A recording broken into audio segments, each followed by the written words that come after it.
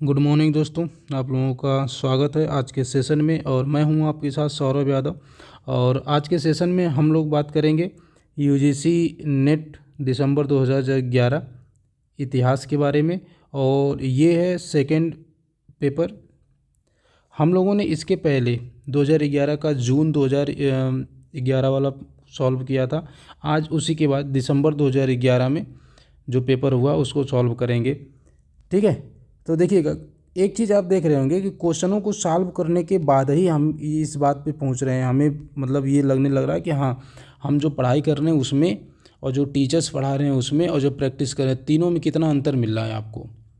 ठीक है, तो चलिए आज का सेशन आज शुरू करते हैं। और आपसे पहला प्रश्न पूछा गया, सिंधु घाटी के लोगों को किस खेल की जानकारी थी, अर्थात सिंधु घाटी के लोग कौन सा खेल खेलते थे। तो सीधे जाएंगे, पासे का खेल वो लोग जानते थे। अब इसके डिटेल में चलते हैं तो हमें मिलेगा कि सिंधु घाटी के लोग मनोरंजन के साधन में पासे का खेल खेलते थे, नृत्य करते थे, शिकार करते थे और पशुओं की लड़ाई करवाते थे। क्योंकि अपनी लड़ाई तो करेंगे ही करेंगे, मार पिटाई, और बाद में पशुओं को लड़ाई में थोड़ी इन लोगों को ज़्यादा रुचि हुआ करती थी। तो ध्यान में रखेंगे, सिंधु घाटी सभ्यता से अगर क्वेश्चन पूछे, खेल से पूछे, तो ये लोग पासे के खेल के बारे में जानते थे। ये लोग उस समय नृत्य कला के बारे में जानते थे और शिकार करते थे खाली समय में, और उससे ज़्यादा समय बच जाता था पशुओं की लड़ाई करवाते थे। तो इस हिसाब से ऑप्शन नंबर ए का सही जवाब है ऑप्शन नंबर बी। ये हो गया पहला प्रश्न। आएंगे दूसरे प्रश्न की तरफ चलते हैं। देखिएगा, आपसे दूसरा क्वेश्चन पूछा गया है, चचनामा सिंधु का इतिहास है। एक किताब है चचनामा जिसमें सिंधु का इतिहास लिखा गया है। अब आगे पूछ रहा है कि मूल रूप किस भाषा में लिखी गई है। तो सिंपल सा जवाब है कि ये लिखी गई अरबी भाषा में। अरबी भाषा में लिखी गई है। अब यहाँ से और क्या क्या अगर डिटेल करेंगे इस प्रश्न का तो हमें बहुत सारे जवाब मिलेंगे। कह रहा है कि सर, चचनामा मूल रूप से अरबी भाषा में लिखी गई है और इसमें मूल रूप से अरबों के सिंधु विजय का वर्णन है। इसकी रचना करने वाले हैं अली अहमद, और अगले एक व्यक्ति हैं, अरबी लेखक हैं जिनका नाम है अलबरूनी। इनकी पुस्तक का नाम है तहकीक ए हिंद, और इस पुस्तक में भारत की खोज के बारे में लिखा गया। अब यहाँ से क्या क्या क्वेश्चन आपसे पूछा जाएगा वो मैं बता देता हूँ। पहली लाइन याद रखनी, चचनामा किस भाषा में लिखी गई है, तो अरबी भाषा में। ये तो सिंपल सी बात है, ये तो ध्यान में रखना ही है। दूसरी बात है, चचनामा में अरबों की सिंधु विजय के बारे में लिखा गया है। अगली लाइन याद रखनी है कि चचनामा की रचना अली अहमद ने करी थी। अगले लेखक हैं अलबरूनी। अलबरूनी की किताब का नाम है तहकीक ए हिंद, जिसमें भारत की खोज से संबंधित चीज़ों के बारे में लिखा गया है। तो एक सिर्फ हम जब सॉल्व कर रहे हैं तो सिर्फ एक प्रश्न को नहीं देख रहे हैं, उससे आए हुए सभी प्रश्नों को हम देख रहे हैं, ताकि आगे आने वाले एग्जाम में हमें उसकी हेल्प मिल सके। समझ रहे हैं। आएंगे क्वेश्चन नंबर 3 की बात करेंगे। क्वेश्चन नंबर 3 पे देखेंगे। क्वेश्चन नंबर 30 से कह रहा है कि नेहरू महालनोबिस युक्ति कौशल किससे संबंधित है।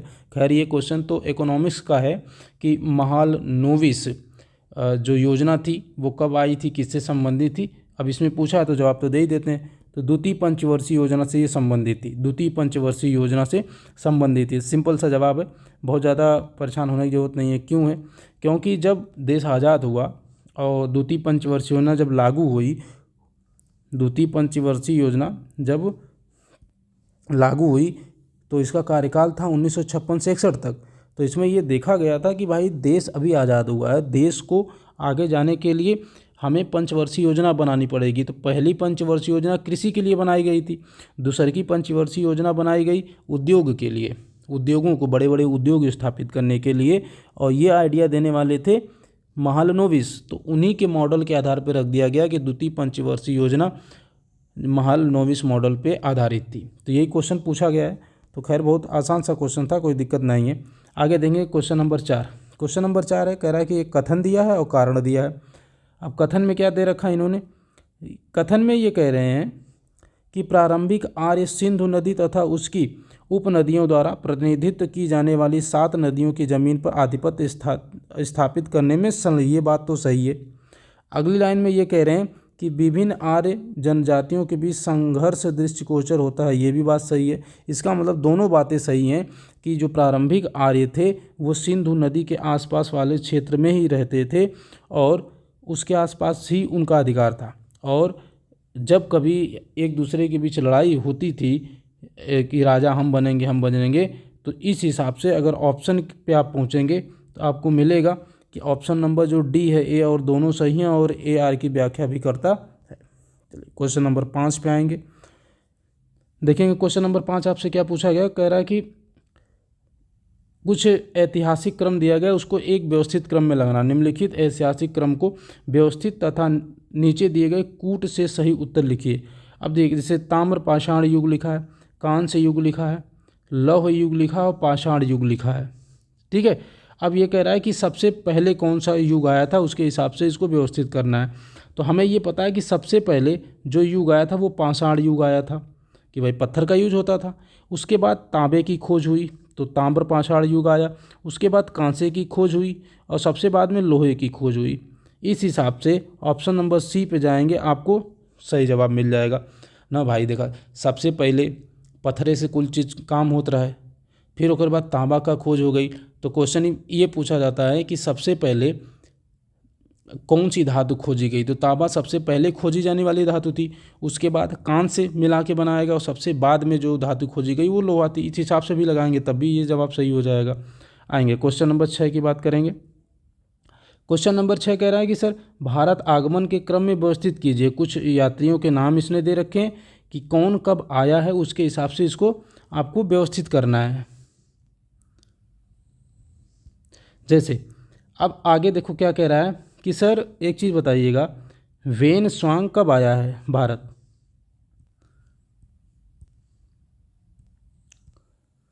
कह रहा है कि सर वेन स्वांग 629 में भारत की यात्रा पे आया। इसका मतलब है वेन स्वांग कब आता है भैया, 629 में आता है। डेट याद रख लेंगे, 629 में भारत आता है वेन स्वांग। उसके बाद हम देखेंगे अगला कह रहा है कि इसे यात्रियों का तीर्थ राजकुमार कहा जाता है, ये भी सही है। अगली लाइन है कि जबकि इब्न बतूता 1333 में मोहम्मद तुगलक के दरबार में आया था। तो हमें एक लाइन ये पता चली कि भैया इब्न बतूता 1333 में मोहम्मद तुगलक के समय में आया था। आगे है,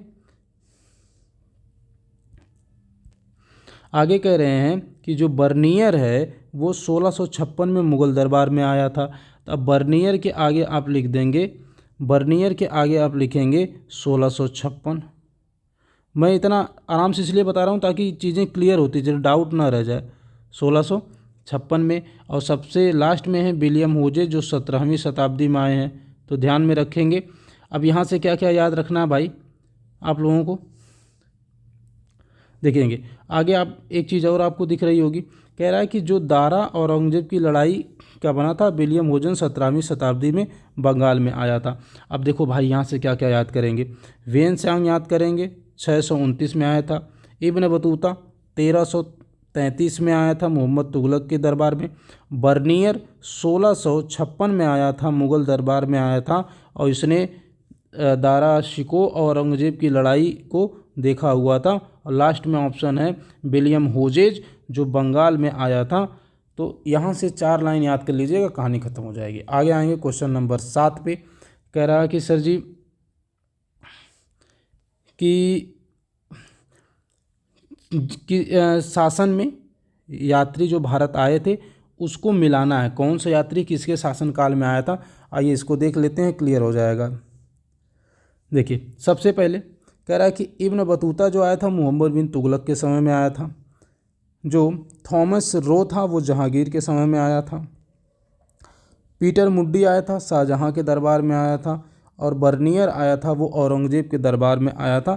बस 4 लाइन है, चारों लाइन याद कर लेंगे कि इब्न बतूता मोहम्मद बिन तुगलक, थॉमस रे जहांगीर के समय में, पीटर मुंडी शाहजहां के समय में, बर्नियर औरंगजेब के समय में भारत आया हुआ था।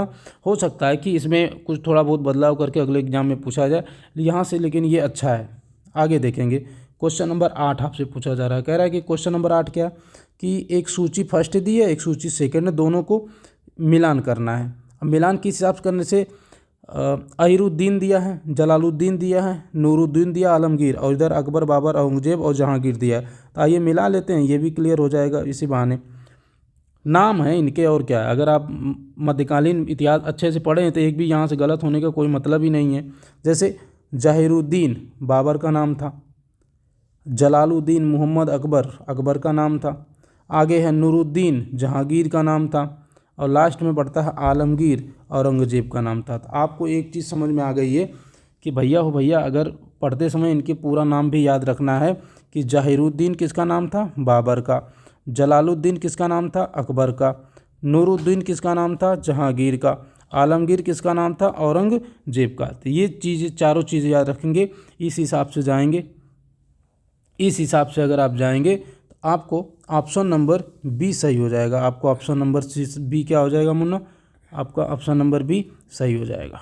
ऑप्शन नंबर बी सही हो जाएगा। आएंगे क्वेश्चन नंबर 9 देखेंगे। क्वेश्चन नंबर 9 आपसे क्या पूछा गया, कह रहा है कि क्वेश्चन नंबर 9 है कि जैन धर्म के वास्तविक संस्थापक किस जनजाति से थे, मतलब किस जाति से वो संबंधित है, ये पूछा गया है। और इसका सीधा सीधा जवाब आपने जैसे ही देखा होगा आपके दिमाग में आया होगा, यात्री कुल या यात्रिक जनजाति से संबंधित थे। अब आगे क्वेश्चन क्या क्या पूछा जाएगा वो समझ लेते हैं भाई।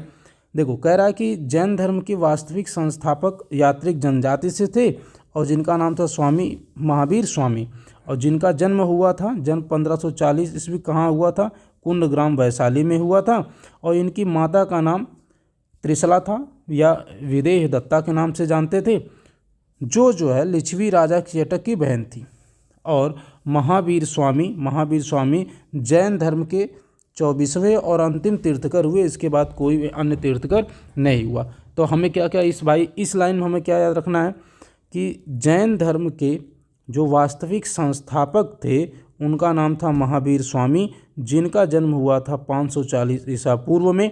कहाँ हुआ था, कुंडग्राम वैशाली में हुआ था। इनकी मम्मी का नाम था माताजी का त्रिशला या विदेह दत्ता कहा जाता है, जो लिच्छवी के राजा चेटक की बहन थी। और महावीर स्वामी जैन धर्म के 24वें और अंतिम तीर्थकर थे। इतनी बात अगर याद रखते हैं तो काम हो जाएगा।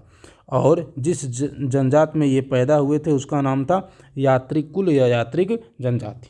तो बात क्लियर हो गई। क्वेश्चन नंबर 10 भी क्लियर हो गया।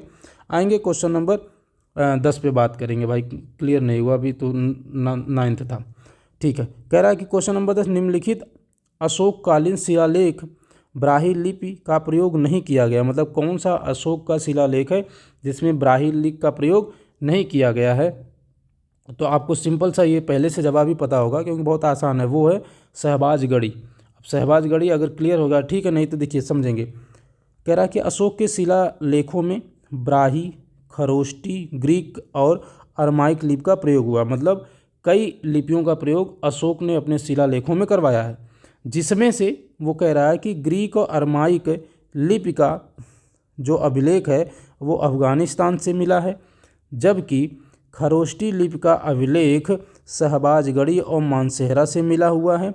और जो ब्राह्मी लिपि का प्रयोग उसने भारत में स्थापित अभिलेखों में हुआ है। अब यहाँ से क्या क्या भाई आप याद रखेंगे ये समझ जाइएगा कि अशोक ने अपने शिलालेख में ब्राह्मी लिपि, खरोष्टी लिपि, ग्रीक लिपि और अरमाइक लिपि का प्रयोग किया, मतलब 4 लिपियों का प्रयोग अशोक ने अपने शिलालेखों में किया है, जिसमें से ग्रीक और अरमाइक लिपि का प्रयोग अफगानिस्तान वाले क्षेत्र में जो यूज किए गए थे उसमें, खरोष्टी लिपि का प्रयोग शहबाजगढ़ी और मानसेहरा में से मिलता है, जबकि ब्राह्मी लिपि का प्रयोग जो भारत में जो अभिलेख थे उनसे मिलता है। तो ये चारों ऑप्शन को आप याद रखेंगे ताकि आने वाले क्वेश्चन को गलत ना हो। तो क्वेश्चन नंबर 10 हो गया भाई।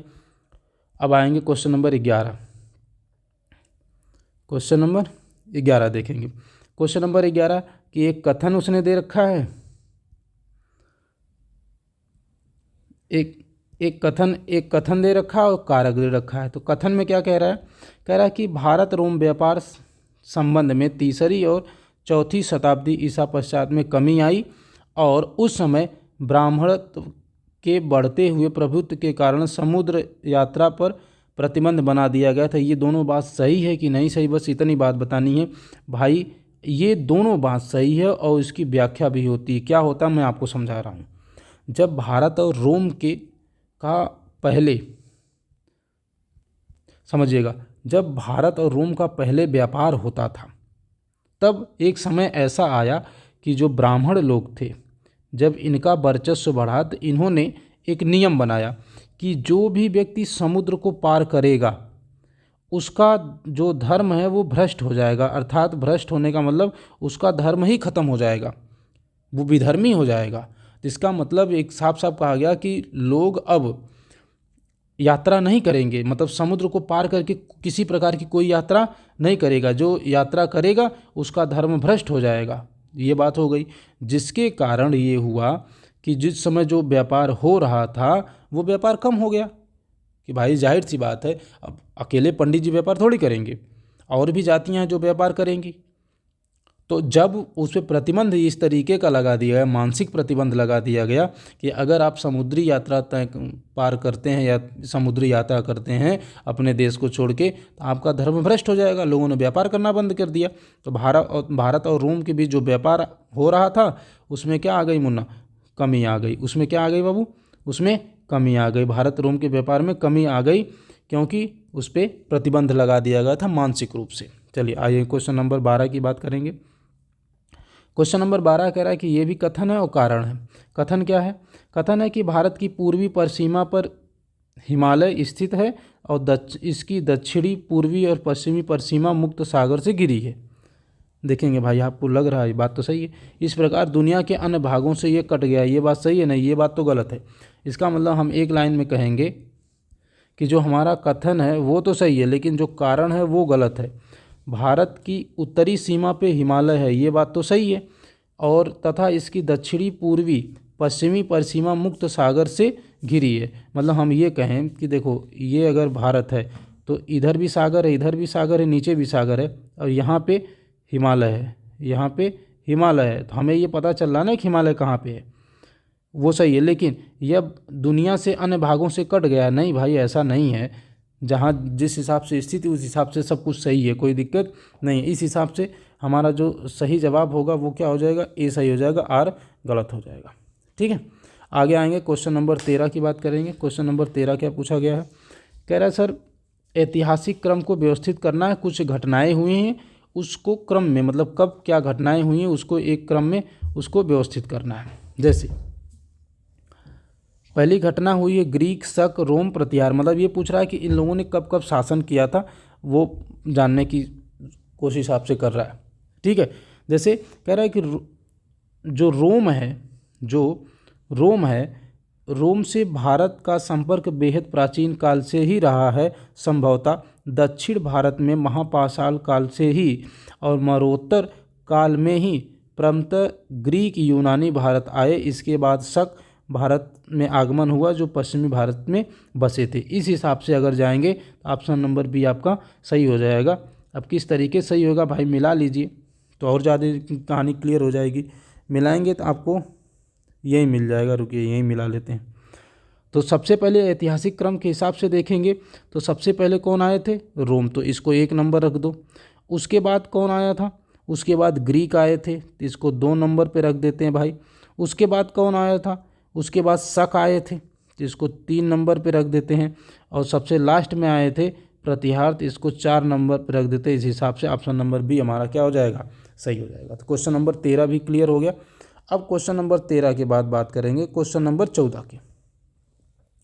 चलिए आइए शुरू करते हैं। क्वेश्चन नंबर 14, निम्नलिखित देवताओं में ऋग्वैदिक समाज में उनके महत्व के क्रम व्यवस्थित कीजिए तथा दिए गए कूट को चुनिए। जैसे उन्होंने, मतलब उस समय ऋग्वैदिक काल में जो देवता थे उनके बारे में वो पूछना चाह रहे हैं, तो ध्यान से समझेंगे भाई। सिंपल सी बात है, ऋग्वैदिक काल में जो प्रमुख देवता थे वो इंद्र थे, अग्नि थे, वरुण थे, सोम थे, मारुत थे और पर्जन्य थे। ये उस समय के प्रमुख देवता थे। अब जब प्रमुख देवता हैं तो इनकी कुछ विशेषताएं होंगी। आगे कह रहा है कि सबसे महत्वपूर्ण देवता थे इंद्र। सबसे महत्वपूर्ण देवता थे इंद्र। तो इंद्र के बारे में उस समय लिखा गया था 250 सूक्त। ध्यान से समझेंगे, सूक्त का मतलब श्लोक। 250 श्लोक इंद्र के बारे में लिखा गया था। ध्यान से, इंद्र की स्तुति में 250। और ऋग्वेद के दूसरे अग्नि देवता थे अग्नि, और अग्नि के बारे में लिखा गया था 200 सूक्ति। जो उसके बाद तीसरे प्रमुख देवता थे वरुण, तीसरे नंबर के देवता कौन थे? वरुण थे, जो जलनिधि, मतलब ये मान जाता था ये किसके? जल के देवता थे। और सबसे जो लास्ट में देवता थे वो थे मरुत, और जिसको हम तूफान का देवता बोलते हैं, तूफान का देवता। एक बात आपको क्लियर हो गई होगी कि उस समय सबसे प्रमुख देवता हुए थे, ऑप्शन नंबर बी पे जो लिखा गया है वो सब, ऑप्शन नंबर बी पे जो लिखा गया है वो सारे देवताएं उस समय के सही थे। तो 3, 1, 2, 4 के हिसाब से व्यवस्थित कर लेंगे, आपका काम हो जाएगा। ये हो गए क्वेश्चन नंबर 14। क्लियर हो गया भाई? क्वेश्चन नंबर 14 क्लियर हो गया, ऑप्शन नंबर बी सही हो जाएगा। आगे आएंगे, क्वेश्चन नंबर 15 दे रखा है इसने, ठीक है। क्वेश्चन नंबर 15 में ये कह रहा कि सूची, क्वेश्चन नंबर 15, एक मिनट रुकिएगा, क्वेश्चन नंबर सूची 1 दी है, सूची 2 दी, इसको मिलान करना है। तो चलिए मिला लेते हैं भाई। कह रहा है कि उस समय जो सौत सूत्र था वो किससे संबंधित था? तो बलिदान को जो नियम होता था उसे बोला जाता था, ठीक है। महाबलिदानों को संपन्न करने के नियम को कहाँ लिखा गया था? सौत सूत्र में लिखा गया था। आगे है गृह सूत्र, कहाँ पे लिखा गया था भाई? गृह सूत्र लिखा गया था दैनिक जीवन से संबंधित समारोहों के लिए जो निर्देश होता था वो गृह सूत्र में लिखा गया था। आगे है धर्म सूत्र, धर्म सूत्र किसके लिए? धार्मिक और लौकिक प्रशासन के बारे में चीज़ें लिखी गई थी। और लास्ट में बचता है शुल्व सूत्र, जो बल वेदियों और अग्नि वेदियों के माप निर्माण से संबंधित था। इस हिसाब से अगर जाएंगे तो आपका जो सही जवाब होगा ऑप्शन नंबर डी आपका सही जवाब हो जाएगा भाई। क्या हो जाएगा? ऑप्शन नंबर डी आपका सही जवाब हो जाएगा। तो ध्यान में रखेंगे ऑप्शन नंबर डी।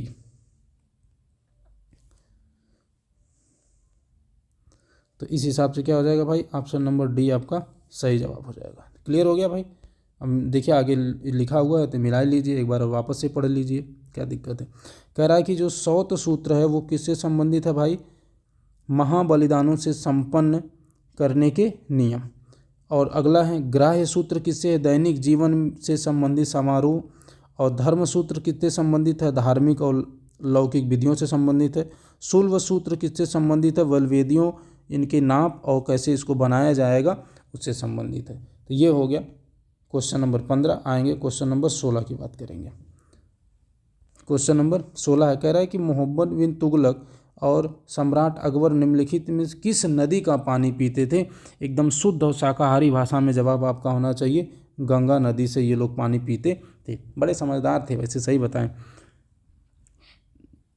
आगे देखेंगे, डिटेल करेंगे तो और बहुत सारे फैक्ट निकल के आएंगे। कह रहा है कि मोहम्मद बिन तुगलक और सम्राट अकबर गंगा नदी का पानी पीते थे। अब यहाँ पे लिखा है ईशानी के अनुसार, ये कह रहे हैं मोहम्मद बिन तुगलक प्रथम मुस्लिम शासक था जिसने हिंदू त्योहारों में होली और अन्य त्योहारों में भाग लिया तथा गंगा जल का पान करता था। इसका मतलब मोहम्मद बिन तुगलक राजा था जो गंगा नदी का पानी पीता था। जबकि अबुल फजल ने अपनी किताब आईने अकबरी में ये कहा है कि मुग़ल शासक अकबर पीने के लिए गंगा जल का प्रयोग किया करता था। तो एक बात आपको क्लियर समझ में आनी चाहिए कि भैया मोहम्मद बिन तुगलक और अकबर दोनों गंगा जल को पीते थे या गंगा जल का सेवन करते थे। तो ध्यान में रखेंगे, अकबर भी गंगा जल का पानी पीता था और मोहम्मद बिन तुगलक भी गंगा जल का पानी पीता था, मतलब गंगा जल पीता था भाई, गंगा जल नहीं, गंगा नदी के पानी का ये लोग सेवन करते थे। ये बात अबुल फजल की किताब का नाम क्या है? आईने अकबरी है। ठीक है, ये हो गया क्वेश्चन नंबर 16। आएंगे क्वेश्चन नंबर 17। अच्छा क्वेश्चन है भाई, क्वेश्चन नंबर 17 एक अच्छा क्वेश्चन है, कई बार तो पूछा, वनडे एग्जाम में भर भर के कई बार पूछा गया है। कह रहा है कि अमीर खुसरो निम्नलिखित में से किस वाद्य यंत्र का आविष्कार किया था? तो हम बता देंगे भैया, एकदम सिंपल सी बात है, उसने तबला को भी बनाया था, उसने सितार को भी बनाया था। इस हिसाब से दोनों ऑप्शन सही हैं। लेकिन अब देख लेते हैं आगे वो कहना क्या चाह रहा है कि अमीर खुसरो तबला और सितार दोनों यंत्रों का आविष्कार किया था। और अमीर खुसरो का जो पूरा नाम था वो था अबुल हसन यामीन उद्दीन खुसरो। और अमीर खुसरो प्रसिद्ध सूफी संत निजामुद्दीन औलिया के शिष्य थे। तो इस प्रश्न से आपको क्या क्या याद करना है कि अमीर खुसरो ने तबला और सितार दोनों का आविष्कार किया था और इसका पूरा नाम था अबुल हसन यामीन उद्दीन खुसरो और अमीर खुसरो निजामुद्दीन औलिया के शिष्य थे जो एक सूफी संत थे। तो ध्यान में रखेंगे भाई, यहाँ से 2-3 क्वेश्चन बन सकता है, उसको ध्यान में रखेंगे। ठीक है, अगला है क्वेश्चन नंबर 18। क्वेश्चन नंबर 18 आपसे पूछा गया है कि ताजमहल के निर्माण में प्रयुक्त संगमरमर पत्थर कहाँ से लाए गए थे। ये वनडे एग्जाम का एक बेहतर क्वेश्चन है भाई। वनडे एग्जाम में ऐसे भर भर के क्वेश्चन पूछे जाते हैं और इसका एकदम साफ साफ जवाब है मकराना। मकराना का संगमरमर बहुत प्रसिद्ध है भाई, बहुत महंगा और बहुत प्रसिद्ध है। तो ताजमहल के निर्माण में प्रयुक्त संगमरमर मकराना से लाए गए थे। ताजमहल का निर्माण शाहजहां ने अपनी बेगम मुमताज़ महल की याद में करवाया था। बहुत गजब, मतलब ऐसे समझ जाइए कि लोग कहते हैं प्यार मोहब्बत की बात है भाई ताजमहल, लेकिन भाई हमें समझ नहीं आई वो प्यार मोहब्बत का जो मतलब इतना प्यार कर दिए कि इनके पास 14 बच्चे हुए थे। अंततः इनकी डेथ भी मतलब अंतिम बच्चे को जन्म देने के बाद हो गई, मतलब 14 बच्चा पैदा करने, बेचारी पैदा करते करते मर गई। शाहजहां उसको रोबोट बना दिया था ना, एक बटन दबाओ बच्चा पैदा हो जाएगा। पढ़ा लिखा कम था ना, बात ये। तो शाहजहां ने अपनी बेगम मुमताज़ महल की याद में इसका निर्माण करवाया था। आपसे क्वेश्चन पूछ सकता है कि इसका निर्माण करने वाले कौन थे भाई। तो इसके वास्तुकार थे उस्ताद अहमद लाहौरी। ये भाई याद रखेंगे, ये क्वेश्चन कई बार पूछा गया है कि ताजमहल को बनाने वाले वास्तुकार का नाम बताइए, तो बताएंगे उस्ताद अहमद लाहौरी। किस ताजमहल का निर्माण कौन से पत्थर से? संगमरमर। कहाँ का संगमरमर है? मकराना का। मकराना कहाँ पड़ता है भैया? राजस्थान में। तो ये बात क्लियर हो गई, राजस्थान में मकराना जहाँ संगमरमर लाया गया और शाहजहां ने अपनी बीबी की याद में ताजमहल का निर्माण करवाया था। बनाने वाले जो वास्तुकार थे उनका नाम था उस्ताद अहमद लाहौरी। बात क्लियर हो गई, क्वेश्चन नंबर 18 भी क्लियर हो गया भाई। आगे आएंगे क्वेश्चन नंबर 19 की बात करेंगे। क्वेश्चन नंबर 19 कह रहा है कि सर कुछ घटनाएं हैं उसको कालक्रम में व्यवस्थित करना है। अब कालक्रम में जैसे पानीपत का प्रथम युद्ध कब हुआ, बक्सर का युद्ध कब हुआ, हल्दी घाटी का कब हुआ, धर्मत का कब हुआ, तो इनको देख लेते हैं भैया। जैसे पानीपत का प्रथम युद्ध कब हुआ? 1526 में, ये तो सबको पता है, बहुत इतना पढ़ लिए हैं कि 1526 में। अब आगे पूछेगा कि बक्सर का युद्ध कब हुआ, तो एक लाइन बताएंगे 1764 में हुआ है। सोचने नहीं भाई, इन युद्धों के बारे में आप सोचेंगे तो फिर तो रामायण कहानी खत्म हो जाएगी। हल्दी घाटी का युद्ध कब हुआ, तो आप बताएंगे सर 1576 में हुआ था। डेट थोड़ी बहुत इधर उधर हो जाए लेकिन सन गड़बड़ ना हो। धर्मत का युद्ध हुआ था 1658 में। अब देख लीजिएगा कौन पहले हुआ, कौन उसके बाद हुआ है, कौन उसके बाद हुआ है। इस हिसाब से आप अगर चेक करेंगे तो आपको मिलेगा ऑप्शन नंबर ए आपका सही हो जाएगा। ऑप्शन नंबर ए मिला लीजिए, सही हो जाएगा भाई। सबसे पहले हुआ 1526, उसके बाद हुआ 1576, उसके बाद दूसरे नंबर पे हुआ, उसके बाद हुआ 1658, सबसे बाद में हुआ 1764। इस हिसाब से हो जाएगा, कहानी खत्म हो जाएगी। देखिए नीचे यहाँ उसने दे भी रखा है, इसको मिला लीजिए, हो जाएगा। कह रहा है पानीपत का प्रथम युद्ध 21 अप्रैल 1526 को हुआ। उसके बाद कह रहा है हल्दी घाटी का युद्ध 18 जून 1576 में हुआ, हल्दी घाटी का युद्ध। आगे कह रहा है कि धर्मत का जो युद्ध था अप्रैल 1658 में हुआ था और बक्सर का युद्ध हुआ था 23 अक्टूबर 1764 को, 22-23 दोनों के आसपास हुआ था। तो ये हो गया क्वेश्चन नंबर 19। आगे बात करेंगे क्वेश्चन नंबर 20 की। क्वेश्चन नंबर 20 की भाई निपटा लीजिए। एक कथन दिया गया, एक कारण दिया गया। अब कथन पढ़ लीजिए, कारण पढ़ लीजिए, कहानी पूरी हो जाएगी आपकी। कह रहा कि अकबर राजपूतों से मित्रता स्थापित करना चाहता था, ये बात सही है कि गलत, बस ये बता देना। थे भाई ये बात तो सही है, उसने शादी भी इसीलिए करी थी। आगे कह रहा है कि मुग़लों के मध्य एशिया से संबंध विच्छेद हो जाने से अकबर को मैत्रीपूर्ण संबंध भारत में स्थापित करना आवश्यक हो गया था।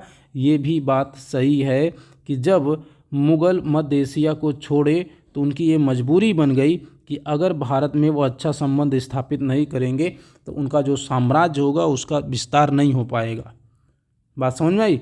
इसलिए उन्होंने जब मध्य एशिया को छोड़ा तो भारत के साथ एक अच्छा संबंध स्थापित किए थे जो मैत्रीपूर्ण था।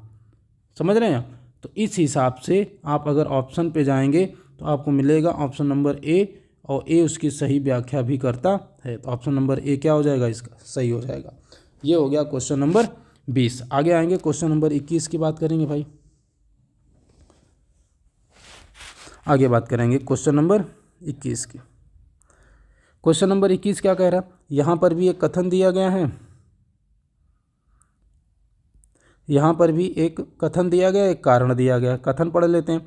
अकबर के काल में मालाबार काली मिर्च भारत से निर्यात करने वाली प्रथम वस्तु थी और दक्षिण भारत में उत्पादक क्षेत्र तथा निर्यात बंदरगाह अकबर साम्राज्य के भाग नहीं थे। अब ये क्या कहने की कोशिश कर रहा है कि भैया कौन सही है कौन गलत है, बस इतना बता दो। तो आप एक चीज़ देखेंगे, ये कथन सही है कि अकबर के काल में जो मालाबार तट था वो काली मिर्च के निर्यात के लिए जाना जाता था।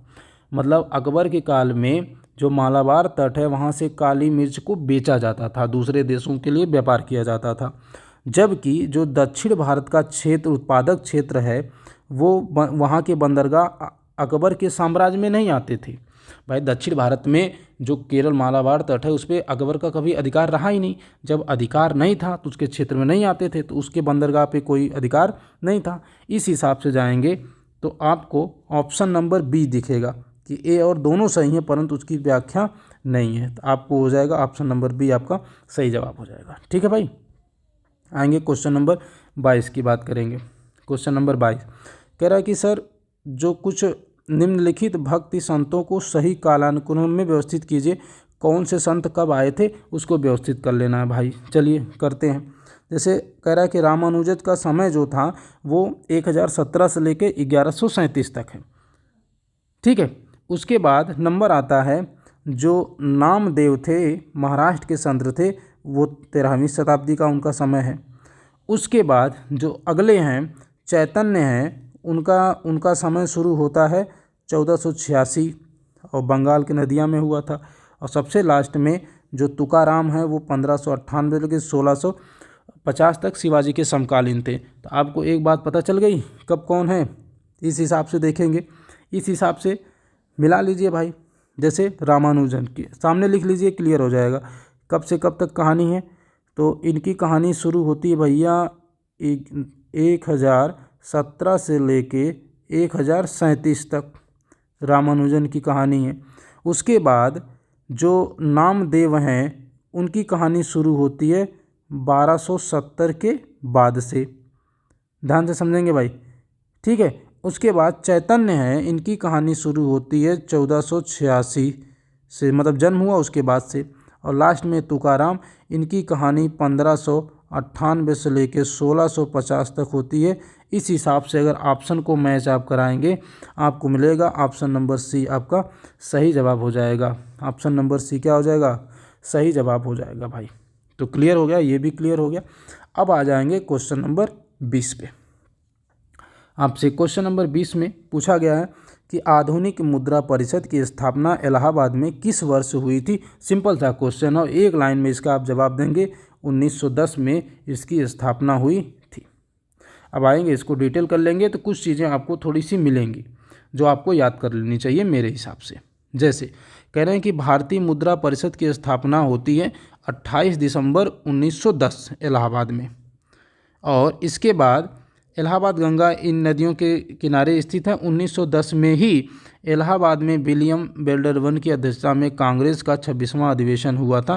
तो इस पूरे डिटेल में से मेरे हिसाब से केवल 2 लाइन याद करनी है कि भारतीय मुद्रा परिषद की स्थापना होती है 28 दिसंबर 1910। ये एक लाइन तो पहले याद रखनी है, जो कहाँ पे, इलाहाबाद में। और उसी समय 1910 में कांग्रेस का 26वां अधिवेशन हुआ था और जिसकी अध्यक्षता करने वाले थे विलियम बेल्डरवर्ग। तो याद रखेंगे 1910 में जब इलाहाबाद में 2 काम हुए। एक काम हुआ भारतीय मुद्रा परिषद की स्थापना हुई 28 दिसंबर 1910 को, और 1910 के कांग्रेस का जो अधिवेशन 26वां अधिवेशन हुआ उसकी अध्यक्षता की थी विलियम बेल्डरवर्ग ने। तो ये हो गया क्वेश्चन नंबर 23। आगे बात करेंगे क्वेश्चन नंबर 24 की। निम्नलिखित भारतीय शासकों में से किसने सर्वप्रथम पुर्तगालियों का विरोध किया था? तो सीधा सीधा जवाब होगा अकबर ने पुर्तगालियों का विरोध किया था। तो ये हो गया। ठीक है, अब इसको डिटेल कर लेते हैं, तो अगर कुछ मिलेगा तो बता दूंगा कि भारतीय शासकों में पुर्तगालियों का विरोध मुगल बादशाह अकबर ने किया था। अकबर के शासनकाल में पुर्तगाली, डच, अंग्रेज भारत आ चुके थे, परंतु 16वीं सदी में भारतीय समुद्र तट पर पुर्तगाली ही प्रभावपूर्ण थे। पुर्तगालियों ने अकबर के दरबार में समय समय पर ईसाई पादरी भेजे। ईसाई धर्म एवं चरित्र, ये सब वही सब ऊटपटांग कहानी है, परेशान जो उन्हें छोड़ दीजिए, आगे बढ़िए। ये सब वही लाइन लिखी जो आपको ऑलरेडी बहुत पहले से पता है। क्वेश्चन नंबर 25, निम्नलिखित में से कौन सा दस्तक जारी करता था? ये क्वेश्चन अच्छा है। तो इसको जारी करने वाला होता था फोर्ट विलियम का गवर्नर जो होता था, वही दस्तक जारी कर सकता था। समझ रहे हैं, वही दस्तक जारी कर सकता था। अब दस्तक क्या था, कैसे था, वो समझ लीजिए कि फोर्ट विलियम कलकत्ता में पड़ता है। फोर्ट विलियम कहाँ पड़ता है? कलकत्ता में। और वहाँ का गवर्नर दस्तक जारी कर सकता था। तो फोर्ट विलियम कलकत्ता में पड़ता है, वहाँ का जो गवर्नर था वो दस्तक जारी कर सकता था। अब दस्तक था क्या? दस्तक एक प्रकार का व्यापारिक आज्ञा पत्र होता था, मतलब इसको दिखाकर ही आप व्यापार कर पाएंगे। और व्यापार किस तरीके से कर पाएंगे कि 1917 में फर्रुख सियर ने एक फरमान द्वारा आयात और निर्यात में छूट दी थी। मतलब उसको दिखाएंगे तो जो आपको टैक्स लगेगा वो नहीं लगेगा, आप टैक्स से बच जाएंगे अगर आप व्यापार कर रहे हैं तब। और जिसके कारण हुआ क्या कि अंग्रेज सब बहुत चालाक थे ना, तो ये क्या किए, फोटोकॉपी कर एक दूसरे में बांट लिए कि ले तू दिखा लियो, तू दिखा लिए, तू दिखा लिए। वो होता नहीं कि मतलब मंगनी की चुंगनी बिलरिया कहा आधी, कि हम मांग के लाएं लेकिन अब सबको बांट देंगे। तो वही हो गया कि फोर्ट विलियम कहाँ भैया? कलकत्ता में। यहाँ के गवर्नर को ये अधिकार था कि वो दस्तक जारी कर सकता था। दस्तक की शुरुआत 1717 में फर्रुख सियर ने फरमान द्वारा जारी की थी और कहा था कि आयात निर्यात में आपको टैक्स में छूट दी जाएगी। ठीक है, तो ये बात आप ध्यान में रखेंगे। अच्छा क्वेश्चन था। आएंगे क्वेश्चन नंबर 26 देखेंगे। क्वेश्चन नंबर 26 से कह रहा है मुजफ्फर जंग हैदराबाद के निज़ाम के क्षेत्रीय रियासतें किसे प्रदान की थी? तो सिंपल सा है, फ्रांसीसियों को, क्योंकि फ्रांसीसियों ने ही मुजफ्फर जंग को जिताने के लिए भरपूर कोशिश की। उनकी तरफ से उन्होंने युद्ध भी लड़ा था। बात समझ में आई? आगे देखेंगे तो और ज़्यादा क्लियर हो जाएगा। कह रहा है कि सर मुजफ्फर जंग हैदराबाद के निज़ाम ने क्षेत्रीय रियासतों फ्रांसीसियों को प्रदान की थी, क्योंकि फ्रांसीसियों ने मुजफ्फर जंग को हैदराबाद का निज़ाम बनाने का वायदा किया था। और आगे की बात यह है कि मुजफ्फर जंग नासिर जंग का भतीजा और हैदराबाद का निज़ाम आसफ जहां का पौत्र था।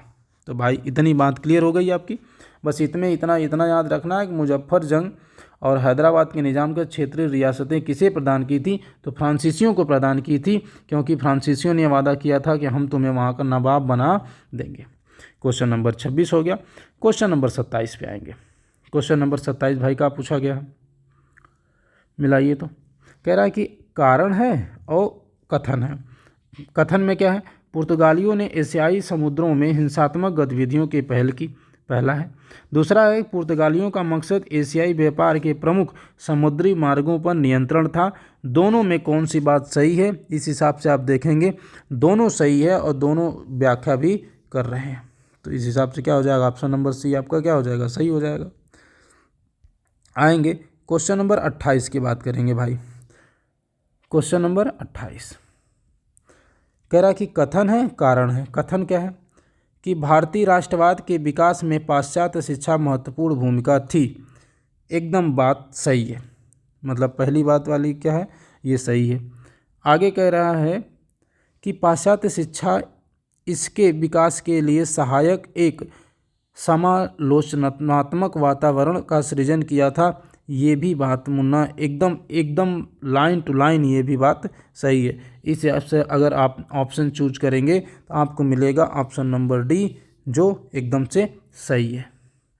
कौन मिलेगा बाबू? ऑप्शन नंबर डी आपको सही मिल जाएगा। ये हो गया क्वेश्चन नंबर 28। आगे बात करेंगे क्वेश्चन नंबर 29 की। Question number 29। क्वेश्चन नंबर 29 है, कथन है और कारण है। कह रहा है कि सन 1947 के विभाजन के फलस्वरूप आबादी का बड़े पैमाने पे विस्थापन हुआ। और अगला लाइन कह रहा है कि 1947 का विभाजन अविचारित और अविवेकहीन था। मतलब देखो सिंपल सी अगर समझेंगे, कह रहा है विभाजन के फलस्वरूप आबादी का बड़े पैमाने पे विस्थापन हुआ, मतलब लोग यहाँ से वहाँ आए गए, ये बात सही है। और लेकिन कह रहा है कि 1947 में विभाजन अविचारित और विवेकहीन था, मतलब जो विभाजन हुआ वो ऐसे ही था, पागलपंती थी। इस हिसाब से अगर आप जाएंगे तो आपको एक चीज़ मिलेगी कि बात तो दोनों सही है कि विभाजन जिस तरीके से हुआ वो तो गलत था ही, लेकिन अब उसकी व्याख्या इस हिसाब ऑप्शन के हिसाब से तो ये व्याख्या करके मतलब सही हो जाता है। लेकिन जब आप विभाजन पढ़ेंगे तो आपको ये समझ में आएगा कि घर का विभाजन तो रुकता नहीं है। घर में अगर हो जाए, अलग अलग होने वाली बात हो जाए तो वो तो रुकता नहीं है।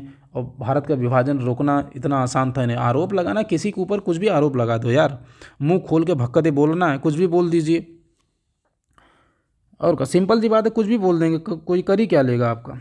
पीछे यहाँ तो प्रधानमंत्री को पीछे बैठ के सब गाली देते हैं, अरे ऐसा नहीं वैसा नहीं फलान ढंग का। जिस दिन बैठ जाओ उस दिन समझ में आ जाएगा, पसीना फेंकने लगेंगे, एक काम दे दिया जाएगा तो। ठीक है, क्वेश्चन नंबर 30 पे आएंगे। शिवाजी से संबंधित निम्नलिखित घटनाओं का सही क्रम क्या है? तो देखो सिंपल सी बात समझो, बहुत दिमाग लगाने की जरूरत भाई नहीं है। सूरत की घटना हुई 1664 में, पुरंदर की संधि हुई 1665 में, आगरा शिवाजी आए 1966 में, उनका राज्याभिषेक हुआ था 1674 में। बस सिंपल सी बात है, इस हिसाब से जाएंगे, ऑप्शन नंबर आपका ए सही हो जाएगा। जैसे पुरंदर की संधि भाई करेंगे तो 1665 में, राज्याभिषेक हुआ 1674 में, सूरत को उन्होंने लूटा था 1664 में, आगमन आए थे 1666 में। तो इस हिसाब से आप लगा लीजिए कि 64, 65, 66, 74, बस आपको ऑप्शन नंबर सही हो जाएगा। क्वेश्चन नंबर 31 आएंगे। क्वेश्चन नंबर 31 देखिएगा, ब्रिटिश ईस्ट इंडिया कंपनी की स्थापना कब हुई थी? बहुत सिंपल सा एकदम घलुआ टाइप है, 17वीं शताब्दी के आरंभ में हुई थी। मतलब कब हुई थी? 1600 में हुई थी। बस सिंपल सी बात याद रखेंगे, कहानी वो 17वीं शताब्दी, आप 1600 लिखेंगे तभी वो गलत नहीं है। ठीक है, अब इसमें डिटेल लिखें, एक आध लाइन अच्छी मिल जाएगी कि इसका पूरा जो नाम था वहाँ से क्वेश्चन बन सकता है कि कह रहे हैं कि merchant of trading into the east Indies के नाम से ईस्ट इंडिया कंपनी की स्थापना हुई थी। और इस समय जो तत्कालीन महारानी थी एलिजाबेथ टेलर भी इसमें शामिल थी। तो एक बात बस इतनी याद रखनी है और कुछ याद रखने की ज़रूरत नहीं है। तो ये हो गया भैया क्वेश्चन नंबर 31।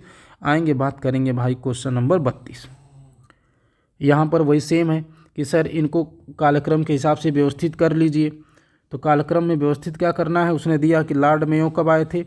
1869 से 72। लॉर्ड नॉर्थ कब आए थे? 1872 से 76। लॉर्ड लिटन कब आया था? 76 से 80। और लॉर्ड रिपन कब आया था? 80 से 84। डफरिन कब आया था? 84 से 88। मतलब ये जो क्रम यहाँ दिया है उसने वो ऊपर से नीचे दे दिया है, आप देख रहे होंगे। जैसे 69 से 72, 72 से 76, 76 से 80, 80 से 84, 84 से 88। ऐसे इस क्रम में आप याद कर लीजिए ऊपर से नीचे, Mayo, North, Lytton, Ripon, Dufferin, ऐसे याद कर लेंगे। इस हिसाब से जो आपका सही जवाब हो जाएगा वो ऑप्शन नंबर बी हो जाएगा, बात खत्म हो जाएगी। ठीक है, ये हो गया जवाब हो गया क्वेश्चन नंबर 32 का। आएंगे क्वेश्चन नंबर 33 पे चलेंगे भाई। क्वेश्चन नंबर 33 क्या दे रखा है? क्वेश्चन नंबर 33 कह रहा है कि सर कालक्रम में व्यवस्थित कीजिए। चलो भाई मिला लेते हैं। कालक्रम में क्या है? प्रथम आंग्ल मराठा युद्ध होता है 1775 से 82 तक।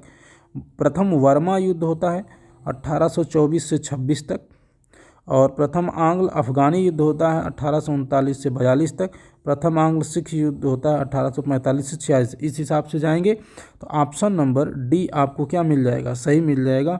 और अगर डी सही है तो सही का निशान लगा दीजिए, 1 नंबर पक्का। ठीक है भाई, आगे आ जाएंगे क्वेश्चन नंबर 34। क्वेश्चन नंबर 34 क्या पूछा गया? कह रहा है कि सर कुछ संगठन है उनको उनकी स्थापना का क्रम व्यवस्थित करना है। ठीक है, तो भाई आइए, पहला है ब्रिटिश, यहाँ पढ़ लीजिए ज़्यादा क्लियर हो जाएगा भाई। कह रहा है कि ब्रिटिश इंडियन एसोसिएशन की स्थापना कलकत्ता में 1851 में हुई। कब हुई मुन्ना? 1851 में। ब्रिटिश इंडियन एसोसिएशन कब हुई? 1851 में। बस लिख लीजिए इसके सामने 1851 में। किसने करी थी? राधाकांत देव ने। इंडियन एसोसिएशन की स्थापना हुई 1876 में। इंडियन एसोसिएशन कब हुई? 1876 में। ठीक है, किसने करी? सुरेंद्रनाथ बनर्जी ने। पूना सार्वजनिक सभा की 1867 में। तो सार्वजनिक 1867 में भाई। कब हुई? 1867 में पूना की स्थापना होती है। अगला है, और करने वाले महादेव रनाडे थे। मद्रास जो महाजन सभा थी उसकी स्थापना होती है 1884 में, और वीर राघवाचारी ने किया था। अब एक एक लाइन याद कर लीजिए कि कहानी खत्म हो जाएगी। इंडियन एसोसिएशन की स्थापना कलकत्ता में हुई 1876 में। करने वाले थे सुरेंद्रनाथ बनर्जी साहब। आगे उसके बाद पूना सार्वजनिक सभा की स्थापना 1867 में हुई। महादेव गोविंद रनाडे ने करी थी। उसके बाद मद्रास महाजन सभा की स्थापना 1884 में हुई। वीर राघवाचारी ने करी। तो एक एक लाइन करके भाई याद कर लेंगे, क्योंकि यहाँ से क्वेश्चन पूछा जाएगा कि ब्रिटिश इंडियन एसोसिएशन की स्थापना हुई 1851 में। किसने की? राधाकांत देव ने करी। उसके बाद इंडियन एसोसिएशन की स्थापना होती है 1876 में। किसने करी थी भाई? तो इस हिसाब से जाएंगे तो मिलेगा सुरेंद्रनाथ बनर्जी ने करी थी। अगला है, पूना सार्वजनिक सभा की स्थापना होती है 1867 में होती है। स्थापना करने वाले थे महादेव गोविंद रनाडे। और अगला है कि मद्रास महाजन सभा की स्थापना होती है 1884 में। 1884 में स्थापना करने वाले थे वीर राघवाचारी। तो चारों भाई ऑप्शन याद कर लेंगे। हो सकता है कि यहाँ मिलाने के लिए दिया था, वहाँ किसी अन्य प्रकार से आपसे क्वेश्चन पूछ सकता है। तो ये हो गया क्वेश्चन नंबर 34। आगे आएंगे क्वेश्चन नंबर 35 पे। Question number 35। क्वेश्चन नंबर 35 क्या पूछा गया भाई? फिर वही दिया है कि सर उनकी स्थापना वर्ष को क्रम में व्यवस्थित कीजिए। चलो भाई क्रम में व्यवस्थित कर लो। जैसे वो कह रहे हैं कि Indian association for the cultivation of science की स्थापना होती है 1876 में। कब होती भाई? 1876 में।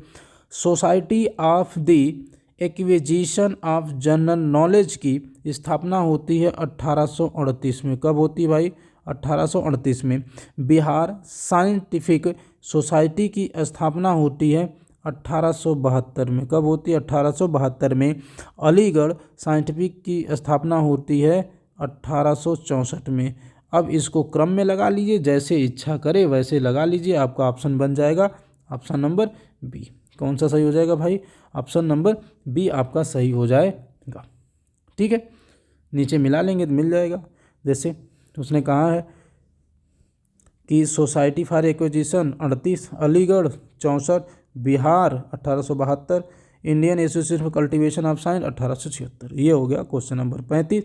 आएंगे क्वेश्चन नंबर 37 की बात कर लेंगे। क्वेश्चन नंबर 37 का क्या है कि कुछ आंदोलन है और वो किस क्षेत्र में थे ये पूछा गया है आपसे।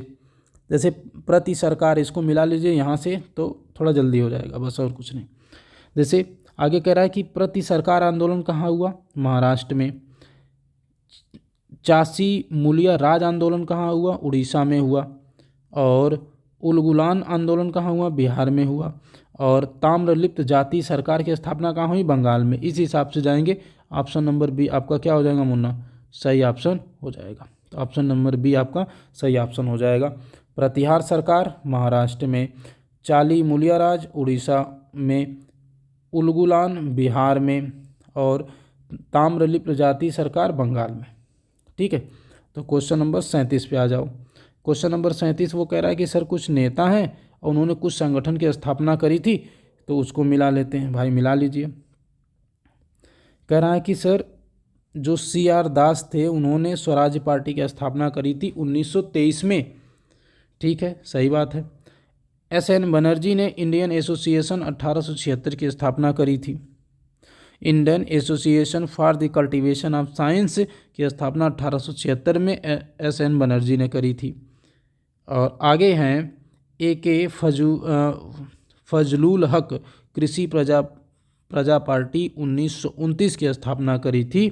और अगले हैं GK गोखले, गोपाल कृष्ण गोखले, पूना सार्वजनिक सभा 1867 में इन्होंने स्थापना करी थी।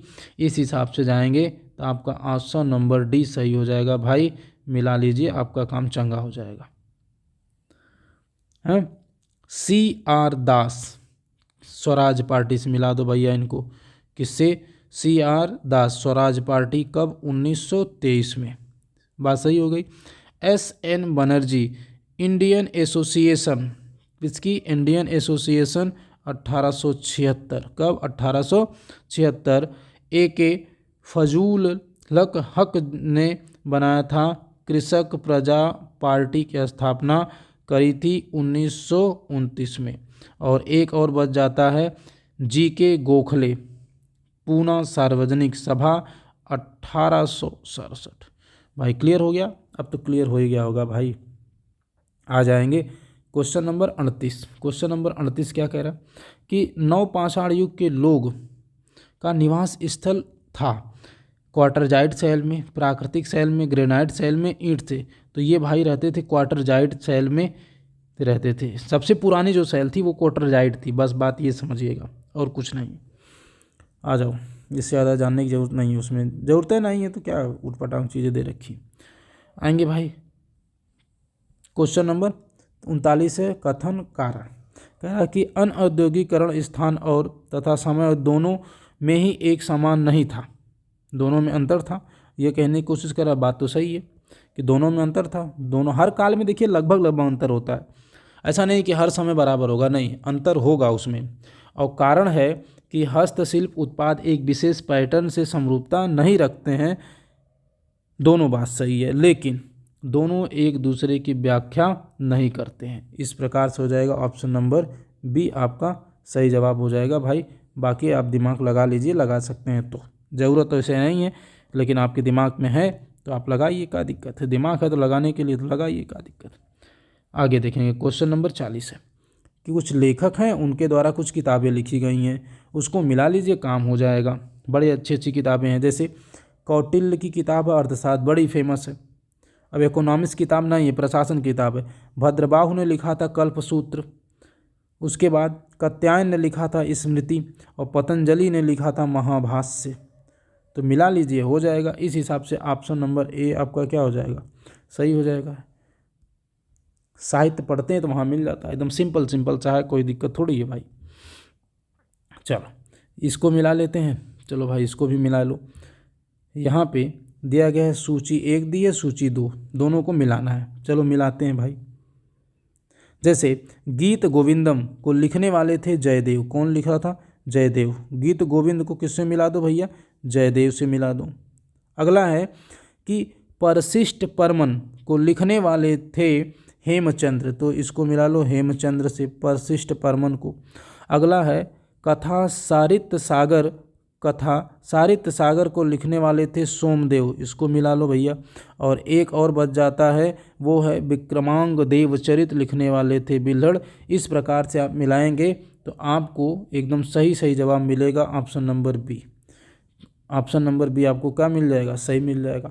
ये देखिए साहित्य है, पढ़े हैं तो ये हो जाएगा, नहीं पढ़े हैं तो फिर कोई मतलब ही नहीं है, घूमते रहिए आराम से, एग्जाम हॉल बैठ के नकल मारिए, कोई अगर बता दे तो बता दे। और इस कंपटीशन के ज़माने में कोई किसी को बताने वाला नहीं है भाई, सिंपल सी बात है। आगे देखेंगे क्वेश्चन नंबर 42, सूची ए को मिलाना है। चलिए मिला लेते हैं भाई। कह रहा है कि TB मैकाले किसके लिए जाने जाते हैं? TB मैकाले भैया शिक्षा के लिए जाने जाते हैं, आप पढ़े होंगे। जॉन शोर स्थायी बंदोबस्त के लिए जाना जाता है ये। अगला है एलिजा इम्पे, वो क्या थे? उच्चतम न्यायालय के न्यायाधीश थे एलिजा इम्पे, इसके लिए जाने जाते हैं। और एक और बच गए हैं जिनका नाम है A.O. ह्यूम, कांग्रेस के संस्थापक थे। इस हिसाब से ऑप्शन नंबर ए जाएंगे, ऑप्शन नंबर ए क्या हो जाएगा, सही हो जाएगा। तो बस क्लियर है, आसान सा क्वेश्चन था, क्वेश्चन नंबर 42। आगे देखेंगे क्वेश्चन नंबर 43 है भाई, क्वेश्चन नंबर 43 है, मिला लीजिए, क्लियर हो जाएगा क्वेश्चन नंबर 43 को। अब यहाँ पर भी उसने वही काम किया है कि लेखक है, किताबें हैं, मिलाइए, चलिए बढ़िया है। हाँ, इतना दे दिया कि आदमी पागल हो जाएगा मिला मिला के। जैसे C.R. दास, C.R. दास से क्या लिखा था इन्होंने, क्या लिखा था? Economics history of India. C.R. दास इसके लिए जाने जाते हैं, इनकी कृति है। उसके बाद हैं R.J. Moore, the crisis of Indian unity. क्या लिखे थे? The crisis of Indian unity लिखी थी इन्होंने। उसके बाद है A.R. देसाई, इन्होंने लिखा था social bank ground of Indian nationalism, इन्होंने लिखा था। और जो बच जाते हैं वो ये है elite complete in the fuller society, इन्होंने लिखी थी। अब इसको भाई मैच करवा लो, हो जाएगा। C.R. दास को मैच करवाओ किससे? इकोनॉमिक्स हिस्ट्री ऑफ इंडिया से। उसके बाद J.R. मूर को मिलाओ the crisis of Indian unity से। उसके बाद A. देसाई को लेके चलो society bank ground Indian nationalism. और जो बच जाता है वो हैं H.J. ब्रमफील्ड से, इनसे मिला लो। इस हिसाब से अगर जाओगे आपको ऑप्शन नंबर A मिल जाएगा और यही आपका सही जवाब हो जाएगा। तो कहानी ख़त्म हो जाती है। ठीक है, आगे आ जाइए। चलिए क्वेश्चन नंबर 44 है। क्वेश्चन नंबर 44 कह रहा है कि सर जी, किस पुरातात्विक स्थल पर अग्नि उपासना के साक्ष्य मिला हुआ है? कहाँ से मिला हुआ, बस इतना बताना है, आगे बढ़ जाना है। कहाँ से मिला है? लोथल से। अग्नि की बात कर रहा है वो, आग की उपासना की बात कर रहा है। कहाँ से मिला है? लोथल से। अब देखो, लोथल एवं कालीबंगा से अग्नि उपासना के साक्ष्य मिले हुए हैं। तो लोथल यहाँ पे अगर कालीबंगा होता तो भी बात सही होती। और लोथल सिंधु सभ्यता का एक बंदरगाह था जो गुजरात में स्थित है। जबकि आलमगीरपुर यमुना नदी की सहायक हिंडन नदी पर बाएं तट पर हड़प्पा सभ्यता का सर्वाधिक पूर्वी स्थल था आलमगीर। तो ये लाइन याद कर लेंगे, कहानी क्लियर हो जाएगी भाई आपकी। ठीक है, ये हो गया क्वेश्चन नंबर 44। अब आ जाएंगे, बात करेंगे क्वेश्चन नंबर 45 की। क्वेश्चन नंबर 45 की बात कर लेते हैं भाई। जब इतना पढ़ लिए तो आगे भी पीछे थोड़ी हटना गुरु, कमर कसे रहिए। निम्नलिखित में से किसने मद्रास में रैयतवाड़ी व्यवस्था को प्रारंभ किया था? एकदम सिंपल सा जवाब है कि भैया टॉमस मुनरो ने ऐसा काम किया था। ठीक है, अब डिटेल पढ़ लेते हैं। टॉमस मुनरो 1820 से 1827 में मद्रास का गवर्नर था। इसने मद्रास में रैयतवाड़ी व्यवस्था को प्रारंभ किया, जबकि बम्बई प्रेसिडेंसी में रैयतवाड़ी व्यवस्था को लागू करने में एल्फिंस्टन व चैम्पलिन की रिपोर्ट की मुख्य भूमिका रही। और बात यह है कि विदित है कि इस व्यवस्था में किसानों को भूमि का स्वामी माना गया। अब इसमें क्या क्या याद करेंगे भाई, वो ज़रूरी है। तो टॉमस मुनरो कब तक रहा? 1820 से 27। कहाँ का गवर्नर था? मद्रास का गवर्नर था।